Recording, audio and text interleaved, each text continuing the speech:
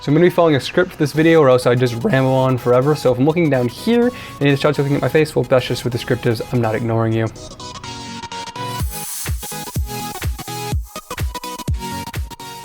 What is up, guys? Today you're going to be seeing me do a review of the GTX 1070 SC from EVGA.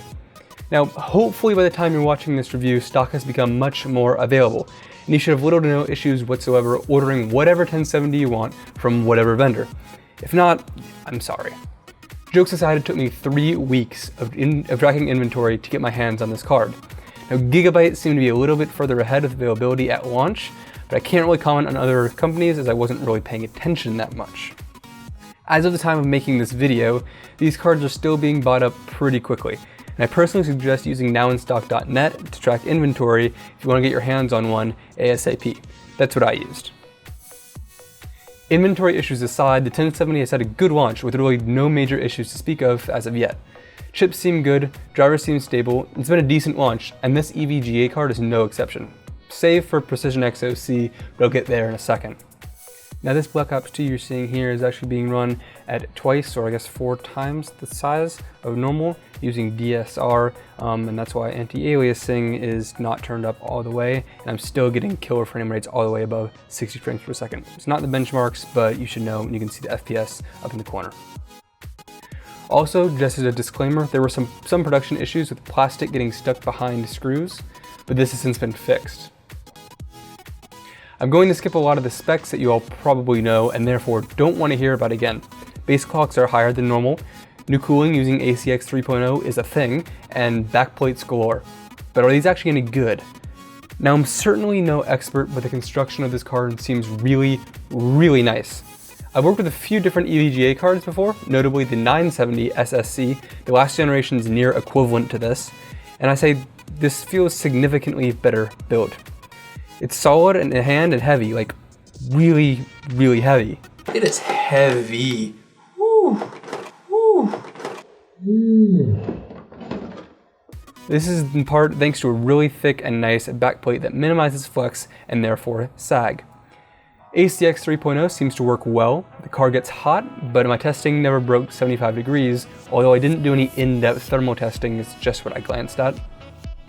Clock speeds, good lord, clock speeds. I don't know if this is due to new GPU Boost 3.0 or what, but clock speeds are all over the place. Not in an uncontrolled way, they seem to mostly make sense, but for a card with a base clock of 1594 and a boost to 1784, my card is boosting up into the 1900s. What? Anyways, good for it. It was commonly above its boost clock and that made me happy. Now let's look at some benchmarks. I only have 2, Rainbow Six Siege and BioShock Infinite, but I wanted to do it in context of my old PNY GTX 750 Ti. If you want to look at some more benchmarks for 1070, I'll link some below. Take a look.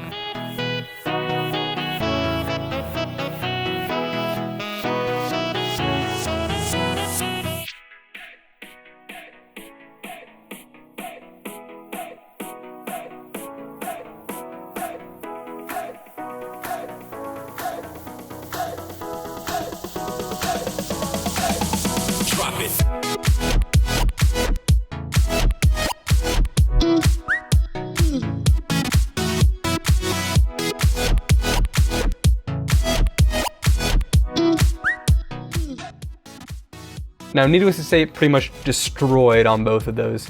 Even though it wasn't on the test, I can run Rainbow Six on Ultra and run 115 FPS average. I can also turn on MSAA to 2x before I get dips below 60. For some reason, MSAA isn't even enabled on the Ultra preset on Rainbow Six. Now, before I start to close off this video, I want to briefly talk about overclocking. Precision OCX was really, really temperamental with me. So much so that I ended up uninstalling it and deciding to wait for future updates. The new voltage curves that are enabled with Pascal are cool, but I can never run through an entire test without it crashing so badly that Precision X actually crashed and deleted all of its own progress. Much like Keemstar. Presets that I saved wouldn't save my clock speed offset with them, and even changing the clock offset didn't yield predictable results. Changing the offset by 20 MHz one time might not change the clock at all, but going up another 20 would bump it up by 50. It made absolutely no sense. Anyways, as of now, Precision XOC is useless to me. I just don't feel like fighting with it. I hope this changes, and I'm almost sure it will, but that's why I don't have any overclock results for you. That being said, I was able to get the card to boost to right around 2000 megahertz when Precision XOC decided to work. That about wraps it up. Please go hit that like button if I helped you out or if you enjoyed the video of your site, because you're getting your own 1070. Subscribe if you want more technology-based reviews, and in case any of you are competitive swimmers or interested in that or know someone that's a competitive swimmer, check out my channel because I have a lot of reviews in that category.